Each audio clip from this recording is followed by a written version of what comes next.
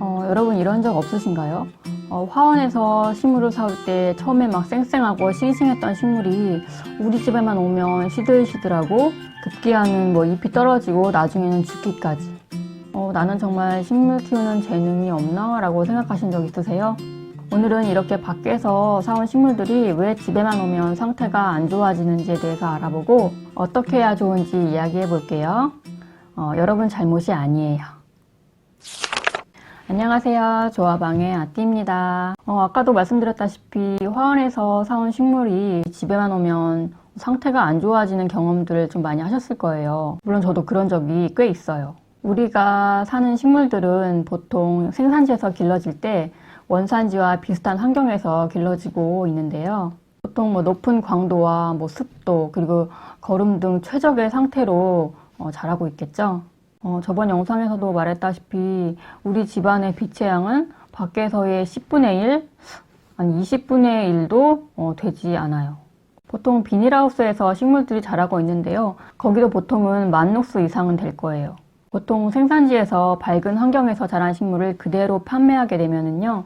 나중에 식물이 어두운 실내로 들어왔을 때 적응을 못해서 상품성이 떨어지겠죠. 또 어떤 식물은 밝은 곳에 있다가 어두운 데로 들어가면 잎이 떨어지기도 하는데요. 벤자민 고무나무 같은 경우에는 밝은 곳에 있다가 어두운 곳에 두면은요. 평소 떨어지는 잎의 약 500%나 더 잎이 떨어진다고 합니다.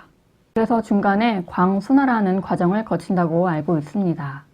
예를 들어서 10,000루스 이상의 환경에서 자란 식물을 출하하기 전에 약 반 정도 차광을 시켜서 어느 정도 적응을 한 후에 소비자들한테 판매를 하는 것이죠.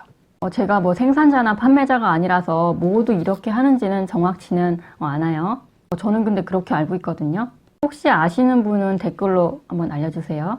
어쨌든 만약에 우리가 에베레스트 산을 등산한다고 하면은요. 처음부터 막 올라가진 않잖아요. 고도에 적응하기 위해서 몇 주 전부터 그 주변에서 훈련하는 것처럼 말이에요. 식물도 이렇게 적응 과정이 필요하다는 것이죠. 그럼 왜 식물은 빛이라든지 온도라든지 주변 환경이 변하면 왜 상태가 안 좋아지는 걸까요? 일단 식물이 밝은 곳에서 어두운 곳으로 오게 되면 광합성 양이 감소하게 되겠죠. 하지만 호흡은 빛과 관련이 없기 때문에 호흡량은 그대로 유지하게 됩니다. 즉, 그 전에 소모하던 양분을 그대로 소모한다는 얘기겠죠. 그럼 점점 식물 내에 양분이 부족하게 되겠네요. 심하면은 식물이 죽기까지 하겠네요. 이게 되게 복잡하고 과학적으로 설명해야 되는데요. 저는 여기까지가 한계입니다. 이과가 아니라서 죄송합니다. 원예는 감이 아니라 과학입니다. 또 이와는 반대로 식물이 그 상황에 적응하게 되면은요. 이제 식물의 외형 변화가 시작되게 됩니다. 광 부족에 적응하기 위해서 엽록체의 분포가 넓어지기도 하고요. 또 빛을 조금이라도 더 받기 위해서 엽록소 성분을 늘린다고 해요. 빛이 부족하면 잎의 색이 진해지거나 아니면 밝은 부분이 흐려지거나 그런 현상들이요. 또 두껍던 잎이 얇고 넓어집니다.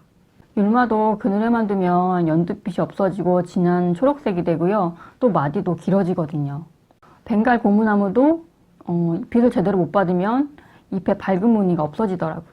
이런 현상들이 다 저마다 식물이 빛이 부족한 상황에 적응하기 위해서 빛을 조금이라도 더 모으기 위한 그들만의 적응 방법인 것이죠. 어쨌든 그런 갑작스럽고 극한 변화에 적응시키는 것을 순화라고 하고요. 그 종류도 광순화, 온도순화, 습도, 토양 여러 가지가 있지만 특히 식물은 햇빛에 민감하기 때문에 광순화가 제일 중요하다고 해요. 여기서 광순화는 밝은 데서 어두운 데로 또 어두운 데서 밝은 데로 옮기는 것도 포함됩니다. 하지만 그렇게 광순화를 거친다 해도 우리 집안이 워낙에 어둡기 때문에요. 집에 오면 식물들이 스트레스를 받을 수밖에 없다고 해요. 저번 영상에서도 보여드렸지만 집안의 조도가 500도 안 나왔잖아요. 그럼 우리가 식물을 사온 후에 어떻게 하면 조금이라도 식물의 스트레스를 줄여줄 수 있을까요? 방법은 아주 간단합니다. 우선 전에 식물이 있던 곳의 정보를 최대한 파악한 후에 그와 비슷한 환경에서 차차 적응을 시켜주는 것입니다. 갑자기 그늘에 놓지 말라는 거죠. 예를 들어서 식물을 놓을 최종 장소가 거실이고 그 식물이 밝은 곳에서 자란 식물이라면요. 우선 비슷한 밝은 곳에 놓고 차차 서서히 어두운 곳으로 이동시키는 거예요. 이 광순화 과정은 식물마다 다른데요. 짧게는 1, 2주에서 길게는 6주에서 8주 정도 걸리는 것도 있다고 합니다. 이 순화 과정을 거치면서 줄기가 길어지고 또 잎이 넓어지고 얇아지고요. 또 엽록소 증가로 잎색이 진해지게 될 거예요. 이런 내용들은 제 개인적인 의견이 아니고요. 과거에 많은 실험 결과나 논문들에서 나온 내용이고요. 실제로 국내 광순화와 관련돼서 연구된 논문도 살펴보았는데요. 엽록소에 대한 내용은 조금은 다르긴 하지만 확실한 거는 50%에서 80% 정도의 차광을 거친 그런 광순화된 식물들이 나중에 더 적응도 잘하고 잘 자라는 것을 볼 수 있었습니다. 하지만 너무 또 차광률이 높거나 너무 차광률이 낮아도 또 문제가 되기도 합니다.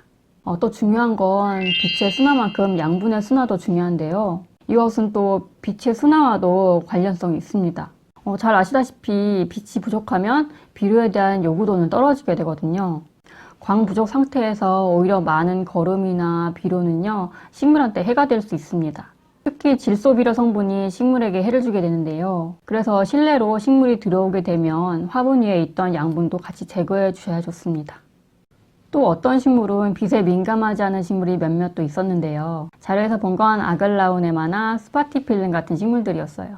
음지에서도 잘 견디는 식물들이죠. 그러니까 이런 식물들은 광순화를 잘 안 해주어도 잘 살아가는 식물이라는 거죠.